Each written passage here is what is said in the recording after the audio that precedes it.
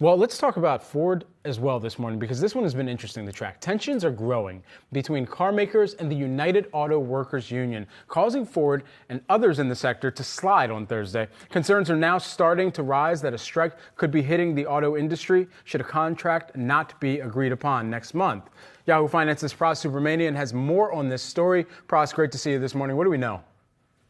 Hey, Brad. So yeah, it's Ford, GM, and Stellantis, the big three that are in the sort of crosshairs of the UAW. It seems the union is really gearing up for a fight here, demanding better pay, better pension, fewer work hours, and among other things. So, an analysis done by Bloomberg found that these demands over the course of a, say, a 3 or 4 year union contract could cost the big three around $80 billion in lost profits. But, on the UAW side, the union says that they took a lot of sacrifices after the great financial crisis, took a lot of sort of concessions there to keep these automakers alive, and they haven't been paid back for them over the years. Meanwhile, the big three have sort of had record profits for the last few years, and even GM and Ford just this past few weeks upped their profit guidance for 2023. So there's a big fight going here where the unions are saying we need to be paid more, and the automakers say, hey, we got to be competitive versus the Teslas and the Kias and Hyundais that don't pay union wages. How are we going to compete against them? So it's a big fight, and we'll see who blinks first come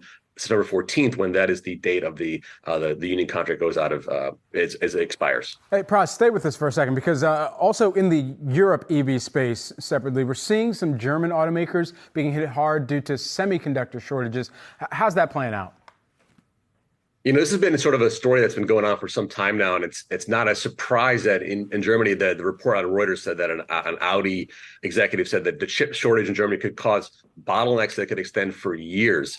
Like I said, this has been happening for a while there. It's not breaking news, but like the Germans in particular have been hit hard by this. They don't actually have that much local manufacturing of chips, and that's a problem for them. Porsche in particular had to scale back production of the Taycan EV, among other cars, because of the fact they lack chips. Now, chip plants are actually coming to Germany now. Intel, a company that's going to build a plant there, but those won't come online for years. So right now they're going to have to sort of rely on outside sources, import those chips, but it sounds like they're struggling to do so. And some studies have found, Brad, that the European automakers in particular have lost around 200 billion euros in revenue due to the chip crisis over the past few years. Pras, I saw a Lamborghini parked outside the office. I assumed that it was yours, but do correct me if I'm wrong there. I just know that our autos reporter, he rolls in some very, very classy and fine automobiles as well here on weekends. That was certainly not me. Not yours, okay. I get to borrow my girlfriend's Subaru Outback, so that's what I got. So it's close. It's close to a Lambo. Win Lambo. You answer that question for us at your own convenience. Our own Pras Subramanian. Thanks so much, Pras. Appreciate it.